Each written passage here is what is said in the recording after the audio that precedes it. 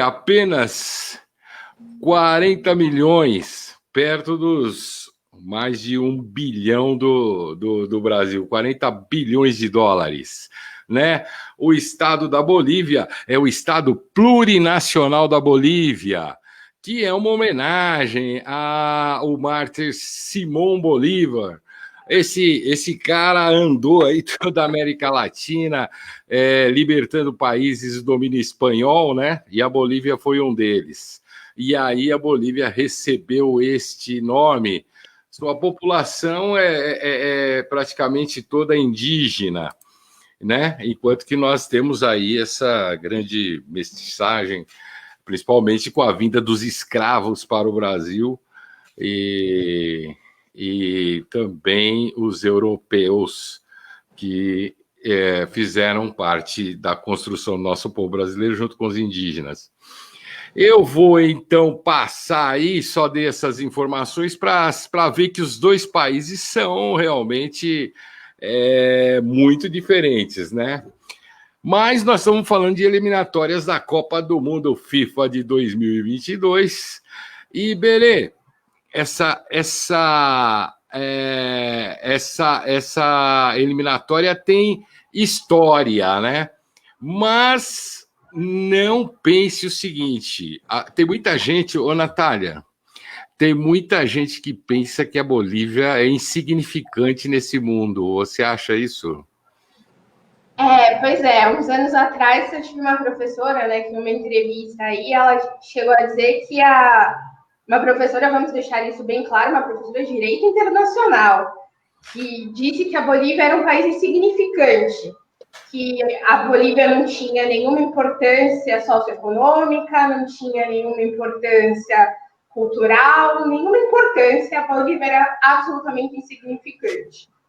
Podemos acabar com a Bolívia, é isso? O que é muito estranho uma professora de Direito Internacional falar isso, né? Levando em consideração que, entre outras coisas, se você não considerar que a Bolívia é um país vizinho, só por isso você já não pode dizer que é um país insignificante. Tem relações há vários e vários anos com o Brasil, mas apenas no aspecto econômico, né? Nós compramos grande parte do nosso gás da Bolívia. Então, só por isso já demonstra que a Bolívia não é um país insignificante. E outra coisa, né? Provavelmente grande parte daquelas roupas que ela desfila pela Faculdade de Direito provavelmente foi costurado por trabalhadores bolivianos. Então, se não fossem esses trabalhadores, provavelmente também ela não estaria desfilando pela Faculdade de Direito e esbanjando tanta elegância, né? Então, assim, falar, e sem contar também a empáfia da pessoa de dizer que não existe nenhuma importância cultural em um país. Como você disse que um país não tem importância cultural? Acredito que ela só acha que a importância cultural são apenas dos países europeus, né? Então, é muito chocante ouvir isso de uma professora de Direito Internacional, acima de tudo. Ela é daquelas que é o seguinte, ela dá uma olhada, se você tem uma grana, não importa se você seja um idiota total como é o Bolsonaro. Então, aí você é um cara importante no mundo. Agora, se você não tiver o dinheiro, aí você é insignificante. Eu acho que isso que resume bem. Mas insignificante é ela que se você quer saber, essa moça, ela ocupou, eu não lembro qual é o nome da instituição aí no governo Bolsonaro, não ficou uma semana. Ou seja, é uma completa incompetente, para dizer a verdade, é isso que ela é. Provavelmente também a significância que ela está dizendo também é muito relacionado, provavelmente também muito relacionada às origens indígenas da Bolívia. Acredito que a significância que ela só dá àqueles países que têm maioria europeia, talvez. Olho verde, cabelo loiro. Provavelmente, mesmo porque eu já tive um problema sério com ela em sala de aula. Mas, Natália, Mas tem uma coisa interessante, porque essa declaração, né, além das questões que você levantou, ela tem, inclusive, respaldo dentro da Bolívia. Né? A autoproclamada presidente, né? Eu estou aqui com uma declaração fantástica da Miss Bolívia, né? Que é fantástico, né? Que ela fala assim, olha, eu sou do leste, né? Eu não sou quase que ela, eu vou botar o que ela quiser. Eu não sou essa indiada que tem na Bolívia, não. É só da parte branca, né? Então, mesmo dentro da Bolívia, existe um pessoal que concordaria com essa sua professora, né? A parte de ser boliviano, porque assim ele não se vê. A maior parte da Bolívia é uma população nativa ou mestiça, tal, né? Mas existe uma população que acho que é 15%, se não me engano, de brancos, né, europeus, e que se veem como elite. Parece muito com certos estados aqui do Brasil, né? Lembra bastante. Mas, Ricardo, o problema é que eles são elite. Eles têm uma postura bem interessante política, né? Fala, Benê. Desculpa. Não, eles são elite, né? Você vê que o Evo Morales, apesar da Bolívia ser um país de maioria indígena ou mestiça, né, de europeu e índio, né, o Evo Morales foi o primeiro presidente da Bolívia que tinha realmente origem indígena. Ele é Aymara, uma das etnias que fazem parte da Bolívia, né? E outra coisa, você não pode esquecer que a Bolívia fez parte do Império Inca, o Império Quechua, na verdade, um dos impérios mais extraordinários, um dos estados mais extraordinários que teve na América Colombiana. Então, essa professora que falou que a Bolívia não tem importância cultural, não tem, ela precisa estudar um pouco, né? Como, aliás, parte dessa elite branca do Brasil, vou colocar que acha muita coisa. Vou colocar um dado de enciclopédia. O Evo Morales, ele, antes de tomar o poder, desculpa, antes de ser empossado, democraticamente eleito. Então, mas antes dele ser empossado, ele participou de um ritual em Tiwanaku, né? Um ritual nativo, quer dizer, e aí ele tem a declaração que ele fala que 500 anos de colonização acabavam ali, né? Quando um nativo, né, um filho da terra, né, chegava à presidência. E a curiosidade de Tiwanaku é que Tiwanaku ele está ligado ao grande império Tiwanaku, que vai até o Pacífico, e começa na encosta da Amazônia e vai até o Pacífico, e é um dos maiores impérios antigos que não tinha escrita, não tem escrita conhecida, né? Então, também quebra essa ideia esse eurocentrismo que, para ser grande, tem que ter o padrão, né, civilizatório grego-europeu, né? Mas a gente, aliás, não tinha interrompeu a Natália, vai ficar brava, né? Com razão, porque a gente já atropelou, né? Porque o problema é que a gente conversa. Eu queria falar duas coisas da Bolívia, só para. Assim, não tinha escrita, não tinha roda e não tinha engrenagem. Olha, isso aí. Mas eu queria falar duas coisas da Bolívia que são muito interessantes, né? Primeiro, que a Constituição da Bolívia. Aliás, três, né? Vamos falar. Uma das coisas que levou o Evo ao poder é uma coisa que está acontecendo aqui no Brasil agora, que foi justamente quando eles começaram a privatizar a água, né? E o povo não podia nem coletar mais água da chuva. Então houve uma revolução lá, e aqui, com essa história, o saneamento, eles vão privatizar a água, logo nós vamos estar na mesma situação que era lá na Bolívia. De qualquer forma, quando entra o Evo, de fato, se termina esses 500 anos, e um dos símbolos seria a Constituição. E a Constituição boliviana, ela é toda, eu li, se vocês lerem, é uma coisa que é até tocante, assim, do ponto de vista humano, porque ela tem toda a concepção de Pachamama, né? Isso. Que é a integração total entre o homem e a natureza. Isso é uma coisa, assim, tão bela, a Constituição é muito bela. Isso tem na Constituição da Bolívia e do Equador. Agora, essa Constituição, uma coisa que pouca gente sabe, é que, de qualquer forma, ela vai interferir quando foi para se fazer o Código das Telecomunicações, Então, a Bolívia, o povo boliviano, tem tanto de internet quanto o povo brasileiro, para você ter uma ideia. Porque lá, uma entidade pode pegar e ela pode fornecer o sinal. Ou seja, eles colocaram acima do mercado, a necessidade das comunidades, entendeu? E isso elevou demais. E criaram também uma faculdade para desenvolver o código aberto. Então, a Bolívia está muito avançada nessa questão da internet. Natália, mais alguma coisa? Pode dar bronca, Natália. Não, era só isso mesmo, para deixar bem enfatizada a questão de que a Bolívia não é irrelevante, né? A Bolívia é um país bastante relevante. Nós temos recebido nos últimos tempos bastante imigrantes bolivianos que sim têm contribuído para o crescimento do país, como qualquer pessoa que vem trabalhar no país faz. Então, não são pessoas que vêm roubar empregos de brasileiros, nem nada nesse sentido.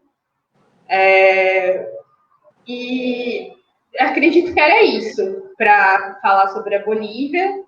E agora a gente vai falar sobre as eliminatórias. Eu queria só dar rapidinho, prometo, né? Tem uma coisa importante. A Bolívia... Não, é sério. Houve no século XX, na verdade, 4 grandes revoluções no continente americano. Tá?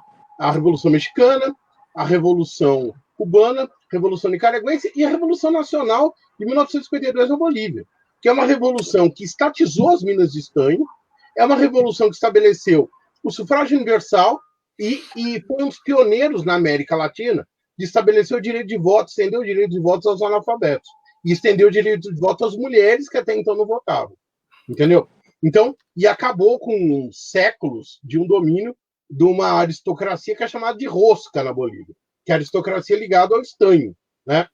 Isso nunca foi muito bem digerido pela classe dominante. Era só isso. Prometo que agora é só... Bom, isso aí. Aqui só foi um aquecimento, gente. Nós vamos entrar agora nas eliminatórias, mas essas eliminatórias não estão começando ontem, não é, Benê? Elas têm uma história. O que é que você poderia dizer, contar um pouco das histórias da eliminatória para a Copa do Mundo? Bom, a história das eliminatórias, na verdade, só começa para a Copa de 1954. Só para lembrar, a primeira Copa do Mundo é 1930. As 4 primeiras Copas do Mundo, elas não são exatamente um sucesso de público e de crítica, né? Primeira Copa do Mundo em 1930, não tem eliminatória, foi ao contrário, tiveram que pedir, pelo amor de Deus, para os países participarem. Só 3 países europeus vieram, Romênia, Iugoslávia e França, tá? A Copa de 34, aí ao contrário, Uruguai boicota, né? A Copa de 38, Argentina e Uruguai boicotam. Então, a Copa de 38, por exemplo, deveria ter uma eliminatória. O Brasil deveria jogar com a Venezuela, mas a Venezuela desistiu, né? E, na verdade, o esporte nacional da Venezuela nessa época era o beisebol e o boxe, né? E, então, a Copa de 50 no Brasil do ponto de vista de participação, um vexame, apesar de ser a primeira Copa que a Inglaterra se dignou a participar, porque a Inglaterra se achava melhor que todo mundo, né? Então, não teve eliminatória também, porque, na verdade, era para ter 16 times, 16 seleções, só tiveram 13. Então, a primeira vez que teve uma eliminatória, que a Copa, se pode dizer que pegou no breu, é a Copa do Mundo na Suíça de 1954. E aí, sim, é a primeira vez que o Brasil vai disputar a eliminatória. Ele disputa a eliminatória contra o Paraguai e o Chile. São 4 jogos e o Brasil ganha os 4. Né? O Brasil ganha os 4 jogos muito facilmente. E daí em diante, o Brasil participa depois, em 58. A Copa de 58 é engraçado, porque o Brasil com aquela seleção de Didi, Pelé, Garrincha, só que se classificou às duras penas, eram 2 jogos contra o Peru. O Brasil empatou lá em Lima e ganhou de 1-0 aqui no Maracanã com gol de Didi. Uma folha seca, que era a marca registrada. Depois o Brasil só volta a disputar as eliminatórias, porque antigamente o campeão e o país sede não disputavam as eliminatórias. Hoje é só o país sede, né? O campeão disputa eliminatórias. Aí o Brasil só foi disputar em 69. Resumindo, o Brasil sempre passou muito fácil pelas eliminatórias, até porque do jeito que as eliminatórias eram organizadas, Argentina, Brasil e Uruguai, que eram as grandes potências da América do Sul, não se encontravam nas eliminatórias. Então, sempre pegava uma Bolívia da vida, um Paraguai da vida. Agora, tinha uma armadilha, até eu e o Ricardo estávamos conversando sobre isso hoje, que o problema é que aparentemente era fácil. Por exemplo, em 69, o Brasil jogou com a eliminatória da Copa de 70, o Brasil jogou contra Venezuela, Colômbia e Paraguai. Né? Em 6 jogos, o Brasil marcou 23 gols e tomou 2.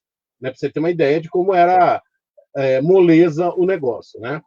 Por outro lado, se um país bobeasse, podia ficar fora da Copa, que é o que acontece com a Argentina, que perde da Bolívia e perde do Peru, e não consegue ir para a Copa do Mundo.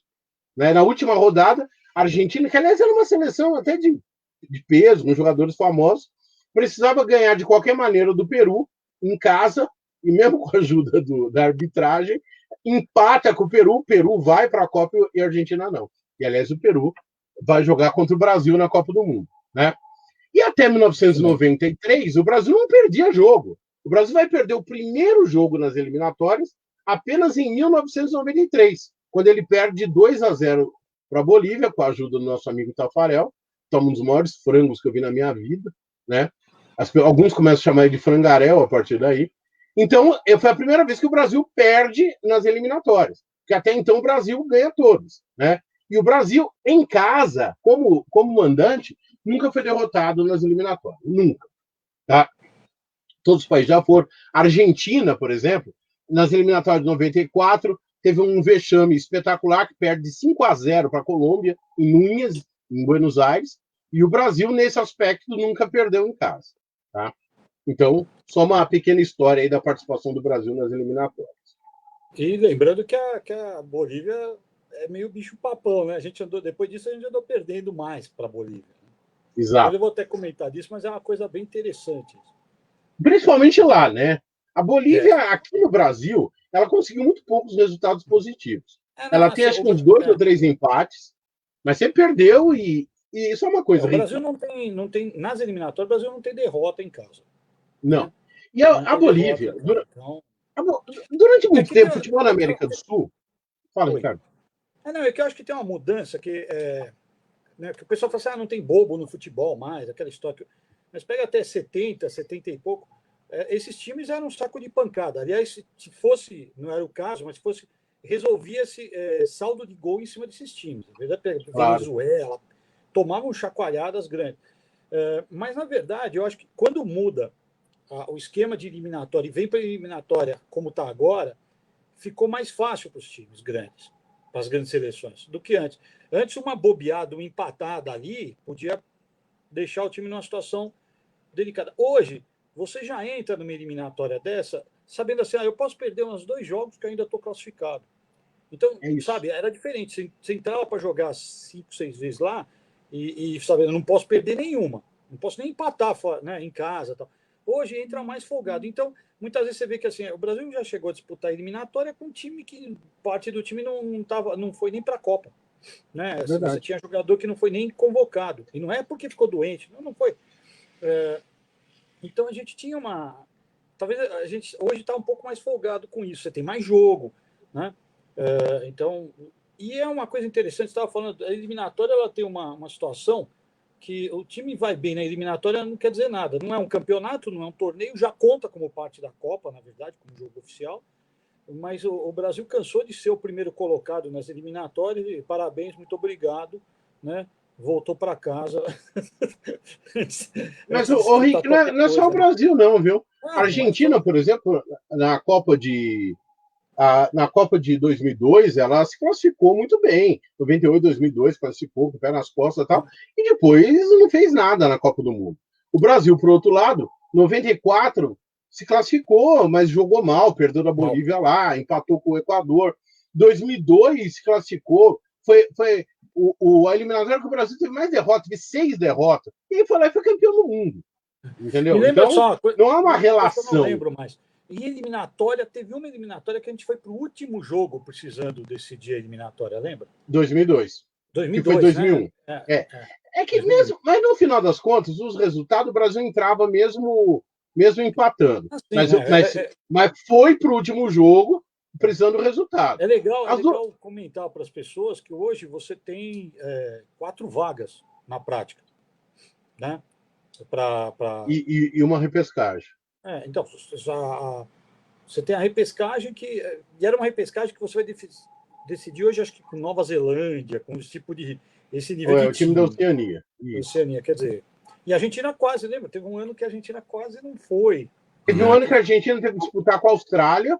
Isso. Teve que disputar as eliminatórias com a Austrália. Ô, Benê, você meio que tem uma história das eliminatórias. Você lembra bem como que foi essas fases de as estruturas das eliminatórias?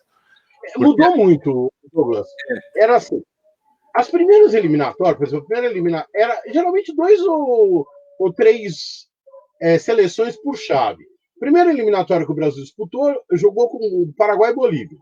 Depois, em 1969, em 58 o Brasil jogou apenas com o Peru, porque a Venezuela desistiu também. Isso. Né? Então acabou sendo só Brasil e Peru. Aí, em 1969, o Brasil aí sim disputa Colômbia, Venezuela e o Paraguai. Só que nessa época, Venezuela e Colômbia eram caixões de pancada. Porque, vamos falar sério, na América do Sul havia Brasil, Argentina e Uruguai. O Paraguai e o Chile num segundo nível, mais ou menos, às vezes fazia dava algum trabalho, o resto era o resto. Você pega as histórias dos campeonatos sul-americanos, o Brasil cansou de enfiar 8, 9, 10 no Equador, na Bolívia, em todos os países. Aliás, a Bolívia conseguiu perder de 8 umas 2, 3 vezes. Um dos maiores placares, eu acho que é o maior placar de seleção principal, o Brasil ganhou em 1949 de 10-1 da Bolívia. 10-1. Num campeonato sul-americano, 10-1. Tomou o primeiro gol, né? E tomou o primeiro gol da Bolívia. Exatamente. O primeiro gol que o Brasil tomou da Bolívia. Aliás, o gol saiu quando já estava 8-0. E era uma época que a gente não levava muito a sério a Copa América. É engraçado isso. Uruguaios e argentinos é que sempre levaram. Colocar time reserva e tal. Então, assim, você falando aí, assim, se a gente pegar, né, para quem está acompanhando, para a gente pegar o histórico do Brasil com Bolívia, é uma covardia, né? O Brasil, o pessoal fala em PIB e tal, o Brasil tem 21 vitórias contra 5 da Bolívia, né? E é um histórico que o Brasil cansou de botar gol na Bolívia, né? São, acho que 124 gols em 30 jogos, né?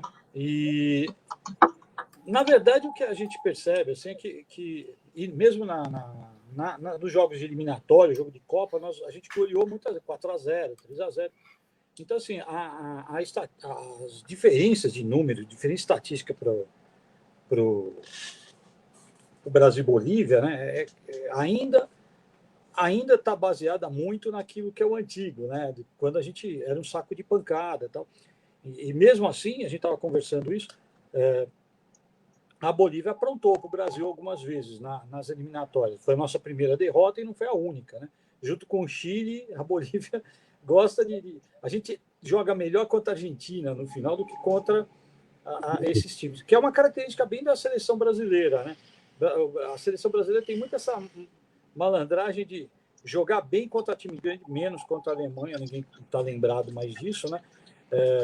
Mas gosta de enjoar para time ir para ser um time grande, principalmente se o time grande deixar jogar e ferrou. Né? Mas com o time pequeno, parece que o Brasil joga meio... vamos levando aí. Então eu estava falando, desculpa, eu falei 124 em todos os jogos. Né? O Brasil tem 38 gols contra a Bolívia. A Bolívia marcou 12 gols contra o Brasil. Né? Então, são 8 vitórias em eliminatória, tá? Do Brasil e 3 vitórias da Bolívia nas eliminatórias. É isso que eu estava comentando, que é um número... A gente me corrige aí, Benê. A gente tem 5 derrotas nas eliminatórias, não é? Mas é de 94 para cá, né? Então, mas se vocês pensarem, em 94 o Brasil perdeu a primeira partida em eliminatória em La Paz, depois nós vamos conversar dessa coisa de La Paz, 2-0 para a Bolívia. De lá, nós tivemos mais 4 derrotas. Né? Eu me lembro, a última derrota foi Brasil e Chile, que depois nós devolvemos uma. Foi 2015, por aí que nós perdemos. E, Que foi a última derrota do Brasil em jogos eliminatórios. Daí para frente o Brasil não perdeu mais. Em 2015. O que não faz que era o Dunga ainda. Também. Que era e o depois Dunga nós devolvemos. Nós perdemos acho que 2-0 e devolvemos 2-0 e tal. Mas a Bolívia, nas 3-0.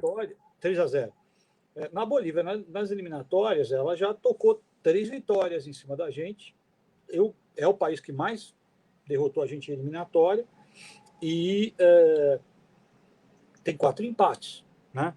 Agora, isso daí, essa estatística ela engana um pouco, porque, como você lembrou, antigamente o Brasil não pegava time nem Uruguai nem Argentina nas eliminatórias, quer dizer, e a diferença era muito grande. Nessas países como a Bolívia viviam tomando, principalmente quando jogava aqui, tomando goleada mesmo. Hoje mesmo jogando aqui já não é tão. Tem uns goleadas, mas é 3-0 o Ricardo. De goleada, né? A Argentina, na verdade, a Bolívia aprontou muito mais contra a Argentina. Em 1970, nas eliminatórias 70, 69, a Bolívia ganhou da Argentina em La Paz, né? E que foi um resultado que, se você somar lá os pontos, que no fundo é o que tira a Argentina da Copa, tá? Aliás, a Argentina ganha a Bolívia ganha da Argentina e ganha do Peru, né, naquela eliminatória, mas depois o Peru acabou se classificando. E em 1999... E não pode esquecer daquele 6-1 de 2009, né? Exatamente. E é uma das maiores derrotas da Argentina, talvez acho que a maior em eliminatória, maior derrota da Argentina em eliminatória de 2009. Maradona era técnico, e falou que cada gol era uma facada no seu coração, parece letra de tango isso, né? Onde a Argentina ganha de 6-1. A Bolívia ganha de 6-1 da Argentina. É La Paz, é altitude. Mas como mesmo, 6-1 é muito 6-1. Com qualquer altitude, 6-1. Então a Bolívia apronta mais para a Argentina do que o Brasil. Né? Torcedor à parte, o pessoal fala das coisas. Tudo bem que o Brasil tem a maior goleada da Copa, nós sofremos.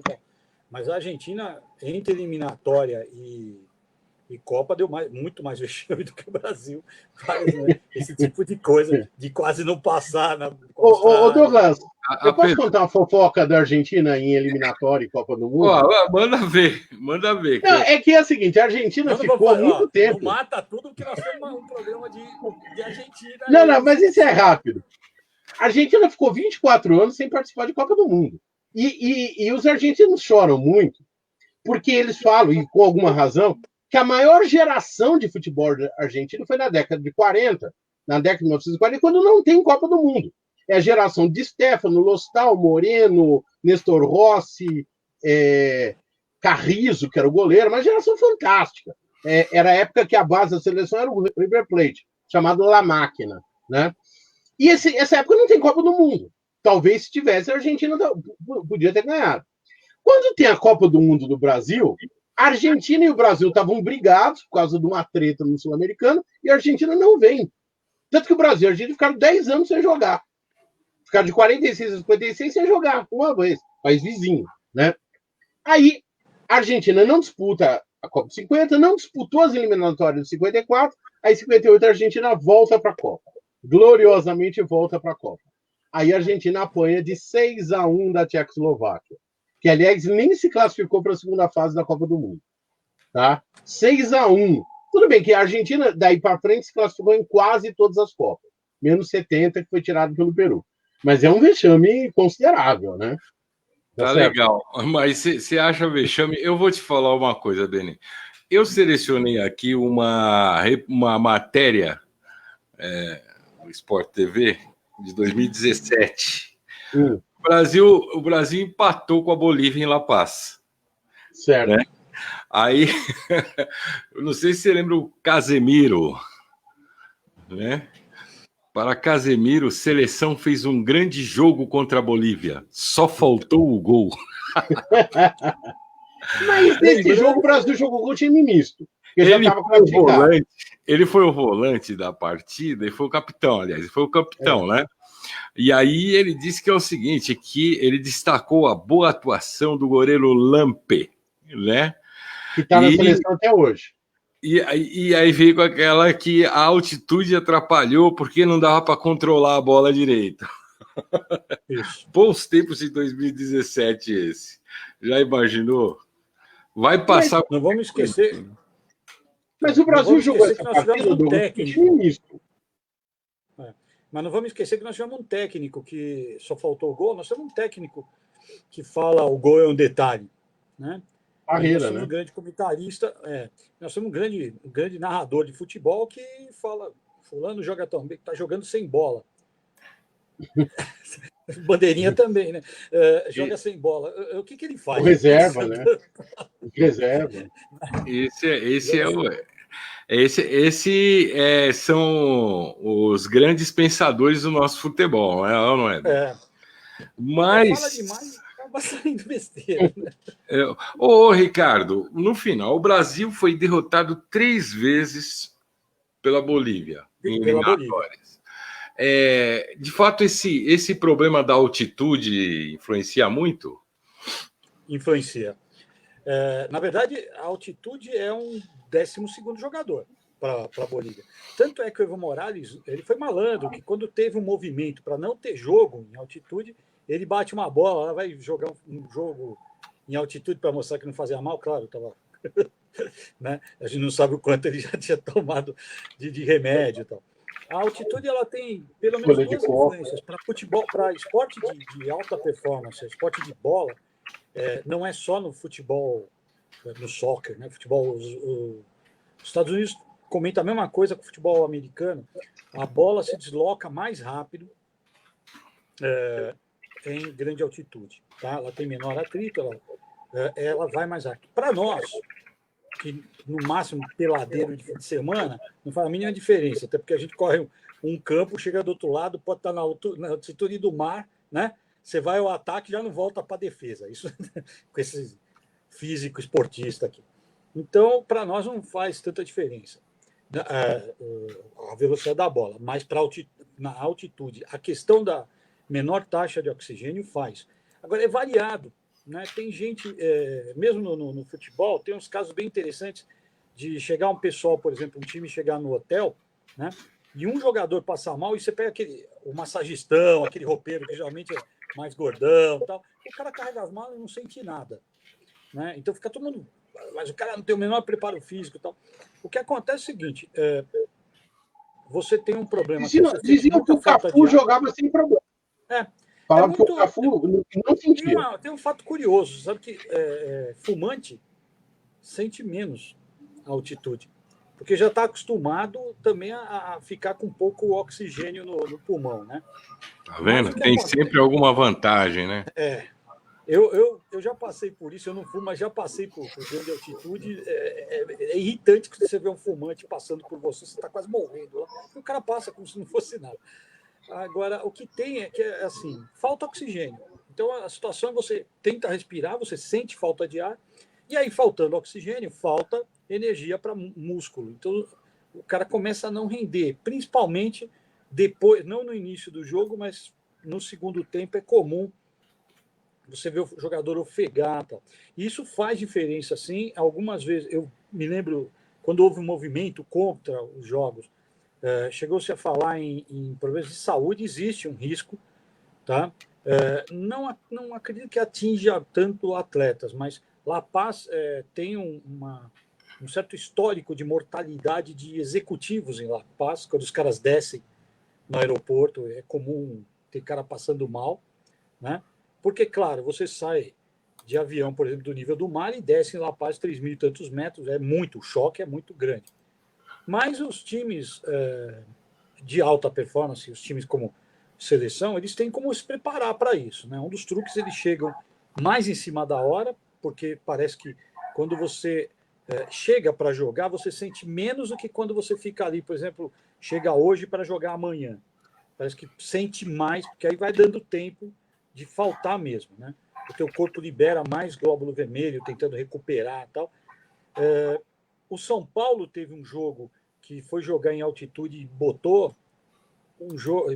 para matar, mas jogaram bem para caramba, mas aí corre uma lenda de que eles se prepararam, inclusive, para essa altitude, e tem um problema muito sério com o jogo, e por isso que eu falo que é no segundo tempo, que quando você faz muito exercício com pouco oxigênio, você começa a depositar no músculo ácido lático, que é aquilo que causa dor quando você faz muito exercício. No dia seguinte você está com a perna doente, você não consegue andar, isso é por causa de ácido lático. E então, a recuperação de um atleta de alto nível na altitude, um atleta que viva em altitudes baixas, quando vai jogar lá, a recuperação é pior. Tá? Ele demora um pouco mais. Então, o que pode acontecer com alguns atletas é, principalmente no segundo tempo, eles vão dar cansaço, começa a doer a perna. Alguns comentam que cai o nível de raciocínio, né? Você não consegue oxigenar direito. Como eu já passei por altitude, eu posso falar para vocês que você começa a não pensar direito mesmo, você começa a ter uma dificuldade, né? Eu imagino que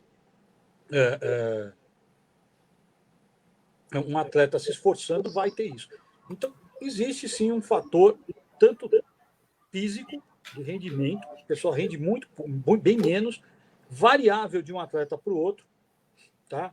E aí entram condições que é a taxa de ferro que o cara tem no sangue, são condições que aí variam muito, né? E variado com o jogo, claro, né? E uma coisa que é curiosa, sente-se muita sede, porque além de alto é seco, né? Então isso também derruba bastante, né? Tem um problema de recuperação, tá? E tem também, além dessa questão física, né? Tem uma questão técnica, que é essa questão da bola, num chute, ela vai mais rápida mesmo. Então, um bom chutador, né? Aquele chute bom de intermediária, esse pode se fazer grande num jogo desse, uma bola parada, tal, porque ela vai mesmo. E isso tem um interesse muito grande. Se a Bolívia tiver um bom chutador, é comum que um time como o Brasil estranhe, o goleiro estranhe isso, porque a distância ele já tem mais ou menos noção de quando a bola vem, ela vem mais rápido, ele chega antes do que ele imagina, né? Então tem essas condições. Fala. Mas tem uma coisa que eu acho curioso. Eu vi uma vez um jornalista boliviano falar isso e eu tendo a concordar. Tudo bem, jogar nessa altitude é uma coisa brutal mesmo, né? Você falou, qualquer um que já foi em qualquer lugar de altitude elevada percebe isso, né? Isso é facilmente perceptível. Porém, na época que a Bolívia era caixão de pancada de todo mundo, apanhava só de 9 e 10, ninguém reclamava. As pessoas só começaram a reclamar da altitude quando a Bolívia, não que ela jogue de igual para igual, o futebol da Bolívia ainda é inferior ao Brasil, à Argentina, mas quando ela começou a endurecer o jogo, né? Então, quando a Bolívia começa a endurecer o jogo, Bolívia, Equador, não só a Bolívia, né? Aí todo mundo começa a lembrar do problema da altitude. Mas até a década de 80 ninguém falava disso, né? Eu concordo com você. Eu acho que tem essa coisa de querer reclamar mesmo. E assim, tem uma coisa que é legal a gente pensar, depois eu vou falar um fuxiquinho aí, que pode ser uma fake, mas que é interessante. É o seguinte, esse tipo de argumento da altitude seria o mesmo argumento para temperatura, né? Para umidade. Então, jogar no Catar, por exemplo. Né? Pro frio. No frio, é isso mesmo. Então, assim, vai vir o cara lá de um país mais frio, vai jogar no Maracanã no verão. Meu amigo, você quer coisa mais assim? Foi um cruzeiro. Eu não lembro. Eu sei que o Cruzeiro vai para a Europa, joga na neve e quando volta jogou Bayern aqui. De Munique. Bayern de Munique. O Cruzeiro. 40 jogo, graus abaixo, acima da. O campo cheio de neve, que o Wilson Piazza, ao entrar em campo, o placar noticiou a época, quando o Wilson Piazza entrou em campo, ele viu aquele campo coberto de neve, ele falou assim, é assim que eu imagino o fim do mundo. Mas eles, quando eles vieram aqui também, acho que eles pensaram isso. Não, mas eles empataram 0-0 e levaram o título. Então, mas é que eu estou dizendo, quer dizer, o negócio aqui Fala, Natália. Vou para cá. Não, eu só ia comentar que talvez também a questão até do jogo ficar mais difícil, a dificuldade do jogo também, até pela melhora da qualidade técnica, também tem uma exigência física maior, que acaba afetando na questão da altitude, do clima, tudo isso, evidentemente, afeta. Quanto maior a qualidade técnica, maior a exigência física e também Aí, se você tem uma altitude maior, isso também efetivamente vai exigir do jogador. Então, um time que é ridículo, que você faz 10 gols sem nenhum tipo de exigência, claro que você não vai sentir nada. Você não tem nenhuma exigência física. Então, você não tem um exercício realmente de fato que você vai precisar fazer. Então, eu acho que também as duas coisas interferem, né? Você não pode excluir uma coisa da outra. E aí, falando um pouco também dessa questão da reclamação de temperaturas e tal, a gente não pode esquecer da Itália também, que quando veio aqui na Copa, que jogou em Manaus, que reclamou horrores de estar jogando em Manaus em julho, que estava um calor absurdo, e eles reclamaram muito do calor também. Então, aí ficou comprovado que eles eram ruins, que eles foram embora na primeira rodada. Cara, e essa coisa da Itália que a Natália lembrou bem, Natália, tinha até um aspecto um tanto racista em cima da Rick, os italianos vivem fazendo isso. A Itália, os italianos reclamam que em 62 eles foram massacrados na Copa do Chile. Tem um jogo do Chile-Itália que é criminoso mesmo. Os italianos apanharam até no céu da boca e o juiz deixando seguir, né? Mas eles falaram um monte de barbaridade sobre o Chile. Assim, um monte de besteira racista, e aí eles pagaram no campo. Não é justificável, mas eles criaram o clima para eles. Que é a mesma coisa que a Inglaterra fez no México em 70. Falaram horrores sobre o México, e aí criou-se todo um clima hostil contra eles, né? Como se a Itália também, vamos falar a verdade, futebol italiano fosse a coisa mais... Bom, é isso aí, mas eu vou falar do jogo Brasil e Bolívia, sexta nas eliminatórias aí. Vai ser na sexta-feira, às 9h da noite, 21. Sexta-feira, dia 9, às 21h30, na Arena do Futebol. Arena Neoquímica. Também conhecida como o Templo do Futebol. Solo sagrado. Solo sagradíssimo, inclusive. O estádio que tem mármore até no banheiro. Vamos. Lave sua boca para falar o nome desse estádio. Quem nasceu para Rocinha não pode chegar à Arena Neoquímica nunca. Em São Paulo...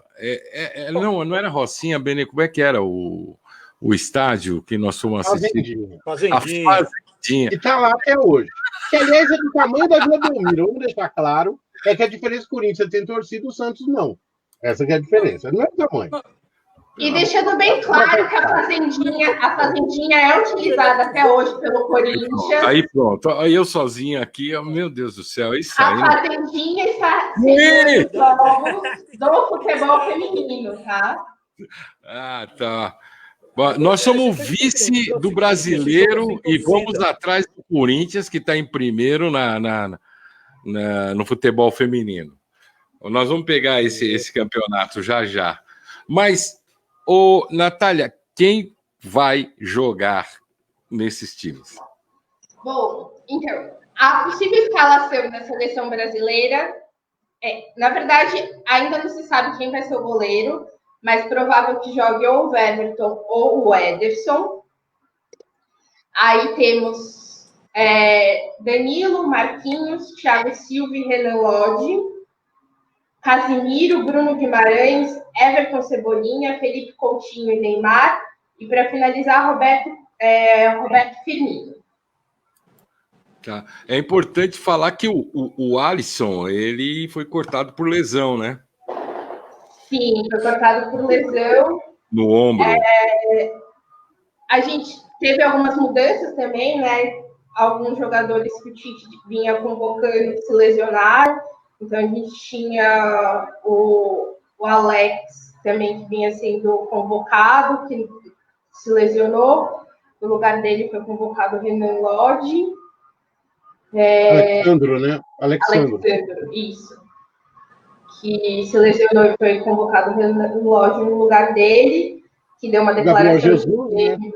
Isso. O Renan Lodge deu uma declaração dizendo que está super emocionado, não vê a hora de poder estrear, que esse, se ele for realmente escalado, seria o primeiro jogo oficial dele, né, na seleção.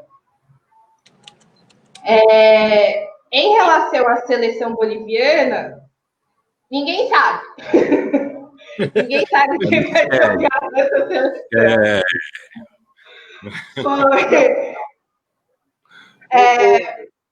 Pode falar. Então, a seleção boliviana é o seguinte, é minha opinião, mas é uma opinião que não é baseada em nada. A Bolívia vem aqui para perder de pouco. Essa é a verdade. Estou falando sério. A Bolívia... Você está falando 4, 5. Pois é que assim, a Bolívia, os jogadores mais experientes, os jogadores da Bolívia que tem, por exemplo, o Marcelo Moreno, que não é nenhum craque, mas para os padrões da Bolívia está muito bom. Ele está lá treinando em La Paz, né? Então, todos os jogadores da Bolívia que jogam no exterior, chamados estrangeiros, estão todos lá na Bolívia treinando para quê, pessoal? Para o jogo contra a Argentina. Entendeu? Então, ele veio para o Brasil com um time que só tem jogadores que jogam na Bolívia. Naqueles grandes créditos bolivianos. Blooming, Jorge Wilstermann. Eu gosto dos nomes dos times da Bolívia. Né? Blooming, Jorge Wilstermann. Mas você gritar no estádio, Jorge Wilstermann, não dá. Deve ter algum apelido, não é possível. A pessoa fica gritando, Jorge Wilstermann. Bom, Blooming, é estranho isso, mas enfim. Não dá nem para fazer musiquinha, né? Pois é. Então, mas aí eu acho que a Bolívia, baseado nisso, que eu acho que a Bolívia vem para perder de pouco, né? E vai apostar as fichas no jogo contra os argentinos. Né? É a minha opinião. Porque é o que parece, né? Senão ele teria trazido todo mundo no Brasil. Né? É que tem uma coisa que é a questão das quarentenas aí, né? Você trazer jogador de fora, precisa ver como eles estão administrando essa coisa da entrada de jogador Ricardo, da Europa. O futebol boliviano está rachado, literalmente. Em julho, o presidente da federação, daqueles cartola que estava lá há 250 anos, o presidente da federação morre, tá? Os times estão divididos, né? Uma parte dos times queria voltar, outra parte não. Tem briga por direito de televisão, tem uma série de confusões no futebol boliviano, né? Então existe uma disputa fora de campo e essa confusão não é possível que não se reflita alguma coisa na escalação do time, né? Então a situação da Bolívia também não é, aliás, América do Sul, vamos falar a verdade, organização do futebol. Você vê alguns países aí, a organização do futebol do Brasil até parece ser boa perto de alguns países. A Argentina mesmo. Até parece profissional. Exato. Comparado a outros países. É porque eu pergunto que é o seguinte: a gente Bolívia, eu estava querendo saber como é que uma torcida do Jorge Wilson. Qual o grito de guerra? Wilstermann. O grito de guerra deve ser uma coisa louca. O Strongest. Né? The Strongest, esqueci esse. Tem o I was red.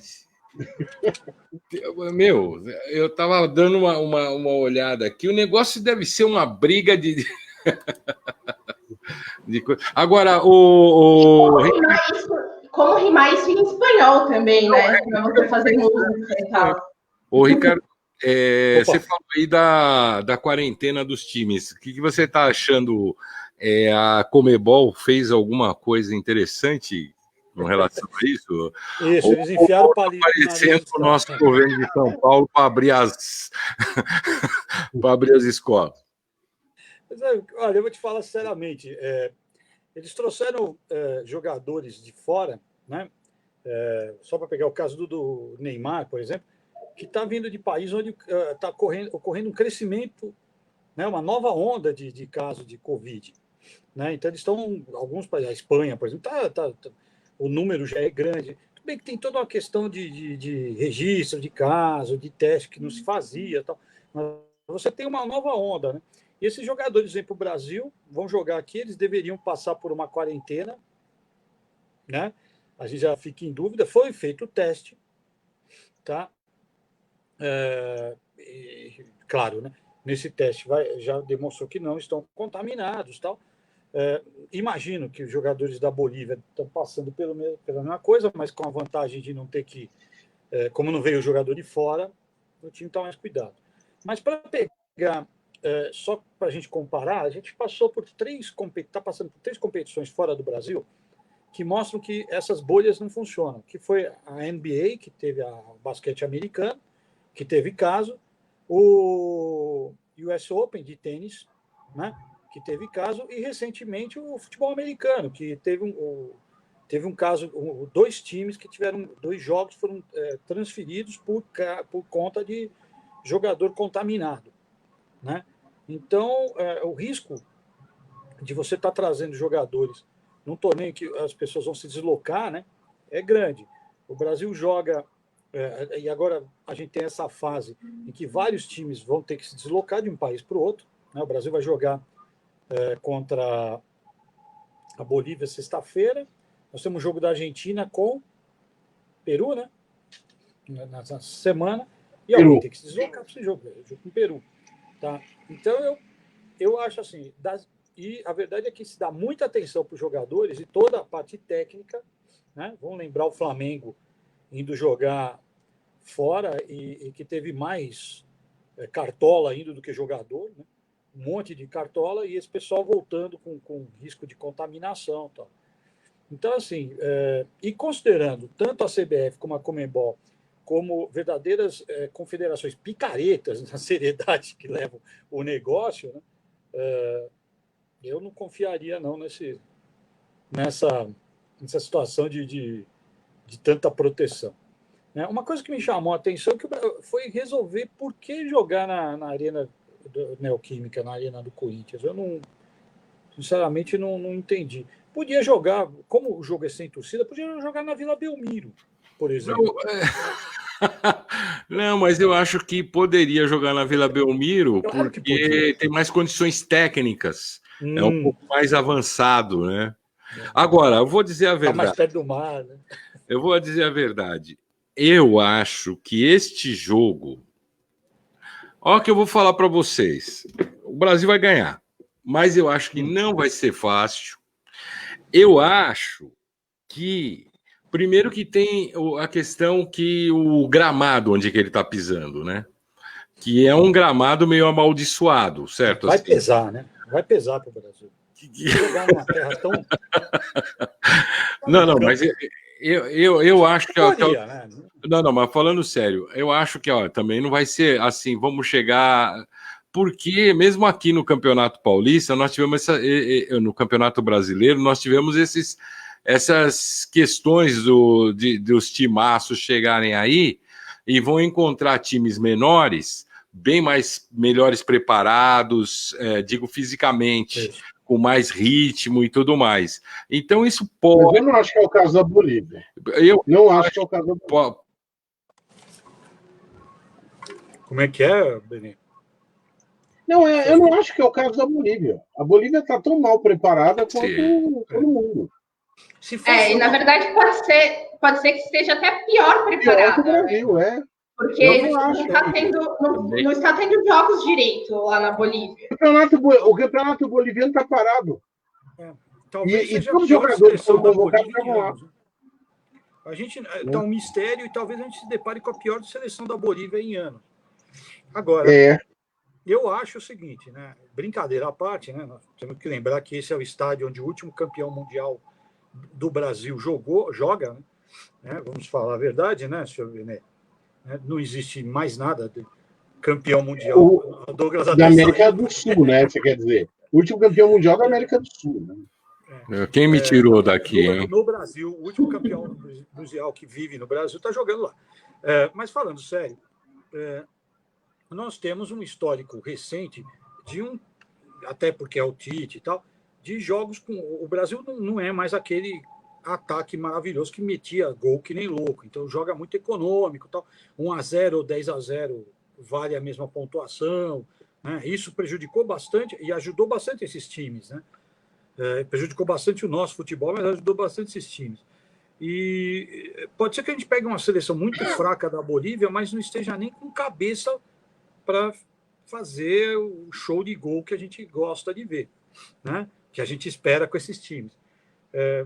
Então, assim, para a Bolívia, se ela arrisca perder de 1-0 aqui, perder de pouco, ou, quem sabe, com sorte, um empate, ela sai daqui comemorando. Mas, vocês lembraram bem, talvez essa seja a pior seleção da Bolívia em muito tempo, disputando eliminatória por questões de organização.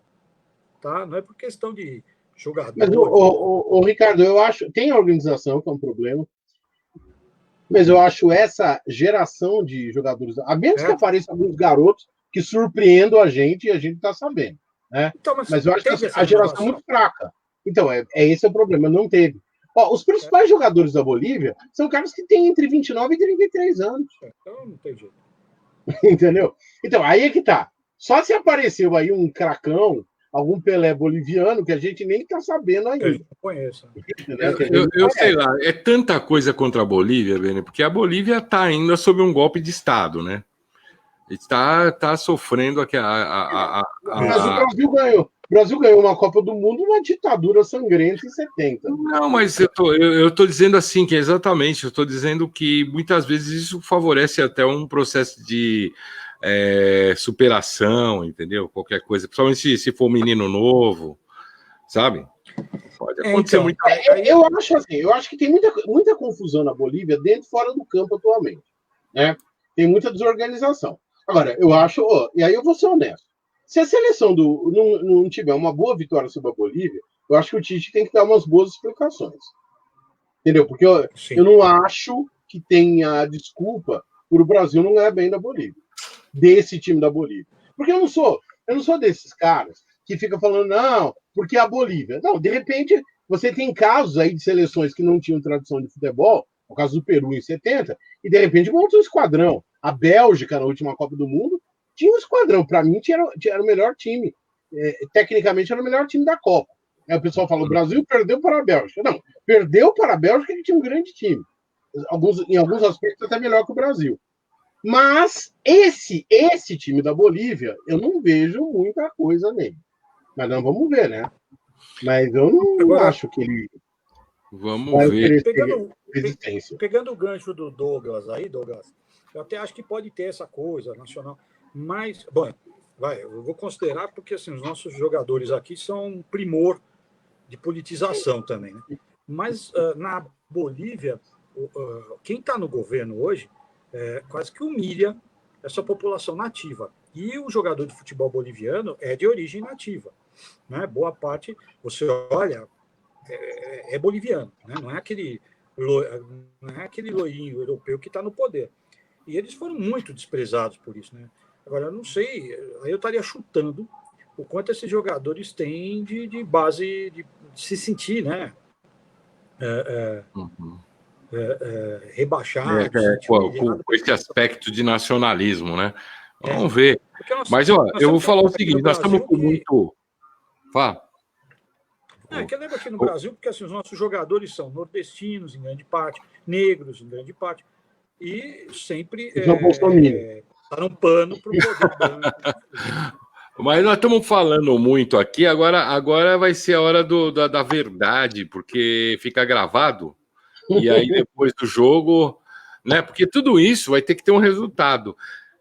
Eu já vou falar o meu, porque eu sou um cara que eu tenho certeza que aquele templo, aquele lugar... E eu vou dizer para vocês, será 2-1 para o Brasil. Eu tô dando essa colher para o Brasil, hein? Se não for um empate horroroso. Natália. Olha, se não for pelo menos 3-0 esse jogo... Isso é desejo, né? Eu quero prognóstico, abalizado. Não, eu vou chutar 3-0 mesmo, porque eu acho que tem que ser pelo menos isso. Ninguém tem coragem. Ricardo. Ricardo primeiro. Eu vou abalizar o meu prognóstico. Tá. Eu vou abalizar. Eu venho na próxima, eu desabalizo tudo. Você acha que vai ser quanto, Ricardo? 1-0, e vou falar mais. Vamos virar o primeiro tempo 0-0. Vamos virar o primeiro tempo 0-0 é que não tem torcida, mas ia ser com a torcida vaiando, Vaiano. né? Ia ter, ainda mais jogando. Eu queria ver esse jogo com torcida em São Paulo, se a CBF ia ter coragem de fazer. Porque Aquela chuva de bandeirinha, lembra? O Lembro. Luxemburgo tava bem pra caramba naquela eliminatória, você lembra? Não, a chuva de bandeirinha foi com o Leão. Foi com o Leão? Brasil e Colômbia. Tava bem a eliminatória. Não estava muito, não. O Brasil ganhou com 1x0, Brasil... um gol do Roque Júnior no finalzinho. E aí tem, e antes tinha a chuva de bandeirinha. Nós vamos virar 1x0, tá? 1x0 no segundo tempo. Nós vamos virar o primeiro tempo 0x0 com o Galvão, aquele Galvão audiência. O Galvão não vai narrar, Não vai. Não, é que assim, não pode falar muito mal do jogo durante o jogo, senão os caras chegam no meio tempo fazendo você essa porcaria, desliga a televisão, né? Então o cara fala, no segundo tempo. Mas só por isso você já tem que considerar um pouco melhor. O Galvão não vai narrar, gente. Porque se tem O Brasil já entra ganhando de 1x0. Bom, todo mundo já deu o prognóstico? Não, todo mundo. Você deu já? Não, você não. Não, eu vou dar uma agora. Então vai, você pediu um prognóstico abalizado. Vamos deixar claro que se uma coisa que eu odeio no futebol, talvez os jovens não saibam o que é isso, mas uma coisa que eu odeio no futebol, em jogo de seleção, é o pachequismo. Sabe aquele personagem, o Pacheco? Seleção, camisa amarela, odeio isso, odeio. Uhum. O Douglas, o Ricardo e a Natália, que são fãs de futebol, sabem que o verdadeiro fã de futebol gosta de jogo de clube. Clube. É o cara que gosta mesmo de um Corinthians e Parmeira, ele gosta de uma Ponte Preta e Guarani, Ibis e Santo Amaro, entendeu? Futebol raiz, tá? Esse negócio de Copa do Mundo é coisa de modinha. Coisa de modinha. Eu odeio, ainda mais depois de tudo que aconteceu, se um dia vocês me verem de camisa amarela, pode mandar internar que eu tô louco. Ô, Benê, e aquele churrasco e a cerveja durante a Copa? Pô, essa é a melhor parte.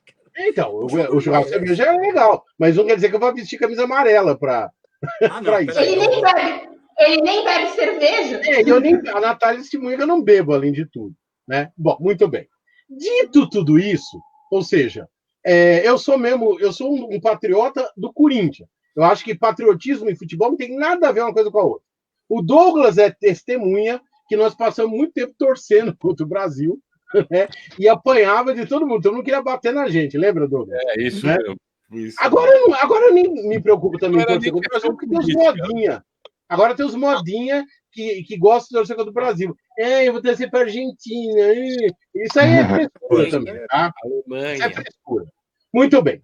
Dito tudo isso, né? E por causa de toda essa confusão na Bolívia, eu acho que vai ser um jogo difícil, que vai terminar 8x0 para o Brasil.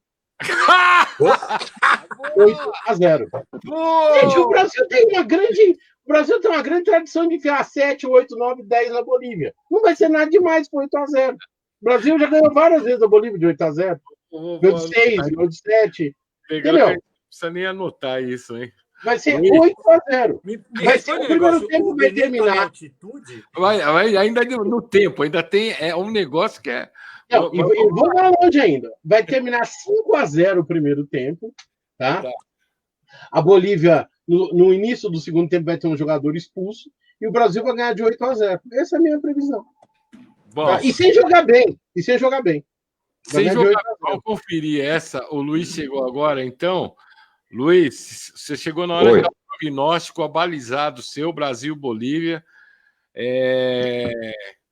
Eu já vou dando aqui. Eu falei 2x1, a Natália 3x0, desejando o 3x0, Ricardo 1x0, com o pessoal, né?